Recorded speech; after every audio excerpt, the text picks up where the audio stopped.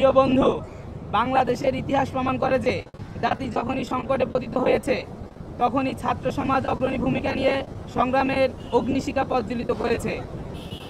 1757 সালের পলাশীর প্রান্তরে পরাজয়ের মধ্য দিয়ে যখন বিদেশি শাসনের শৃঙ্খল এই জাতির উপর চাপিয়ে দেওয়া হয়, তখন থেকে মুক্তির আকাঙ্ক্ষা আরও প্রবল হয়ে ওঠে।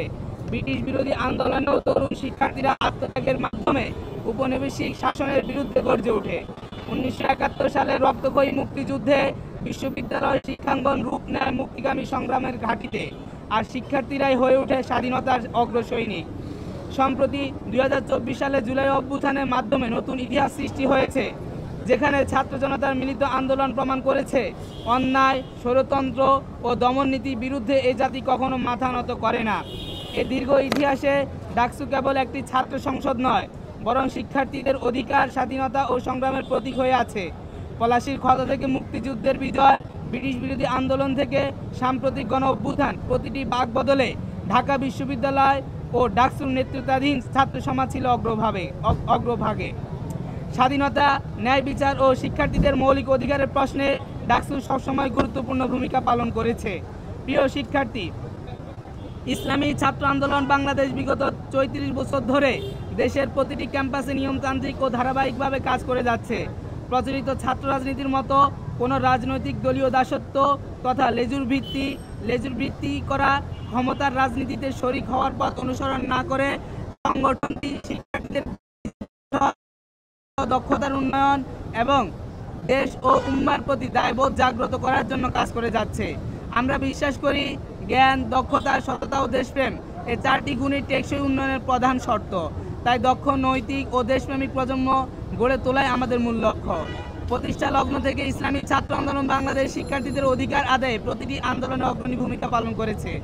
বিশেষত 18 ও 2024 সালের কোটা সংস্কার আন্দোলন এবং জুলাই মাসের গণ অভ্যুত্থানে সংগঠনটি সক্রিয় ভূমিকা রেখেছে। বিগত 2019 সালের ডাকসু নির্বাচনে ইসলামপন্থীদের প্রতিনিধি হিসেবে পূর্ণাঙ্গ প্যানেলে অংশগ্রহণ করে ইসলামী ছাত্র আন্দোলন বাংলাদেশ। প্রিয় বন্ধু, ঢাকা বিশ্ববিদ্যালয় কেবল উচ্চশিক্ষা প্রতিষ্ঠান নয়, বরং একটি জাতির ইতিহাসের নির্মাতা। বাংলাদেশের রাজনৈতিক, সাংস্কৃতিক, অর্থনৈতিক ও জ্ঞান চর্চার ইতিহাসে এর ভূমিকা অনন্য। তবে এর পাশাপাশি রয়েছে কিছু বেদনাদায়ক বাস্তবতা। বিশ্ববিদ্যালয়ের মূল কাজ জ্ঞান চর্চা, জ্ঞান উৎপাদন ও জ্ঞান বিতরণ হলেও এক্ষেত্রে ঢাকা বিশ্ববিদ্যালয় বৈশ্বিক মানদণ্ডে অনেক পিছিয়ে। শিক্ষার্থীদের আবাসন, খাদ্য, চিকিৎসা, পরিবহন, খেলাধুলা, শরীরচর্চা, বিনোদন, মানসিক বিকাশ, নৈতিক উন্নয়ন, সহশিক্ষা কার্যক্রম ও দক্ষতা উন্নয়ন এসব মৌলিক ক্ষেত্রে পরিস্থিতি হতাশাজনক। এই বাস্তবতা পরিবর্তনের দৃঢ় প্রত্যয় নিয়ে ইসলামী ছাত্র আন্দোলন বাংলাদেশ আসন্ন ডাকসু নির্বাচনে একটি অন্তর্ভুক্তিমূলক প্যানেল ঘোষণা করেছে। এই প্যানেলে নারী প্রতিনিধিত্বের পাশাপাশি রয়েছে প্রতিবন্ধী শিক্ষার্থীদের প্রতিনিধিত্ব। সম্পূর্ণভাবে নিয়মিত শিক্ষার্থীদের নিয়ে গঠিত ইসলামী ছাত্র আন্দোলন বাংলাদেশ সমর্থিত ও সচেতন শিক্ষার্থী সংসদ মনোনীত এই প্যানেল ঢাকা বিশ্ববিদ্যালয়কে আধুনিক ও বৈশ্বিক মানে উন্নীত করার অঙ্গীকার করছে।